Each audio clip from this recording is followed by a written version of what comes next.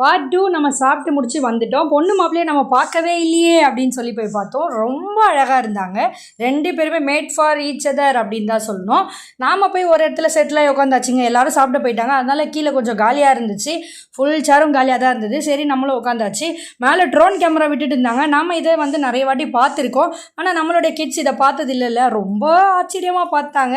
அவ்வளோ காற்று வருது, அவ்வளோ சூப்பராக இருக்காங்க, ஏதோ பறக்குது ஹெலிகாப்டர் அப்படின்னு தான் சொல்லிட்டு இருந்தாங்க.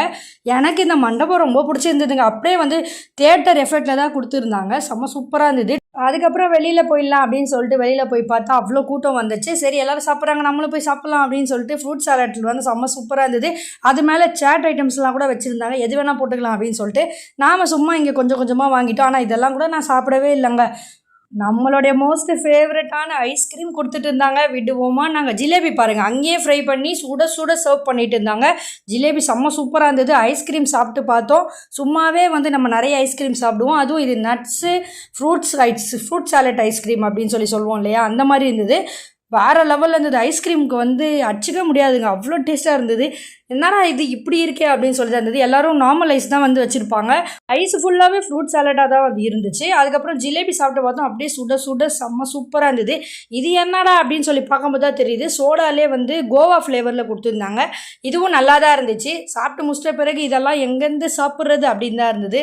கல்கண்டு, பீடா மேலே இதை உள்ளே வைக்கிற இதெல்லாம் நல்லா இருந்துச்சு பார்க்கும்போது. ஆனால் எனக்கு தான் பீடாலாம் சாப்பிட அது பிடிக்காது எனக்கு.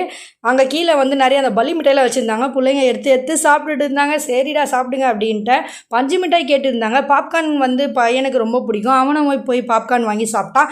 என்ன வேணுமோ சாப்பிட்டுக்கோங்கடா அப்படின்னு சொல்லி விட்டாச்சு அவங்கள. பஞ்சு மிட்டாய் எனக்கே ரொம்ப பிடிக்கும். அது சுற்றும் போது அது 90s கிட்ஸ் எல்லாருக்குமே அது தெரியும். வண்டி வந்துச்சுன்னா போதும் எல்லோரும் ஓடிடுவோம் அதை பார்க்குறதுக்கு. அவ்வளோ சூப்பராக இருக்கும்.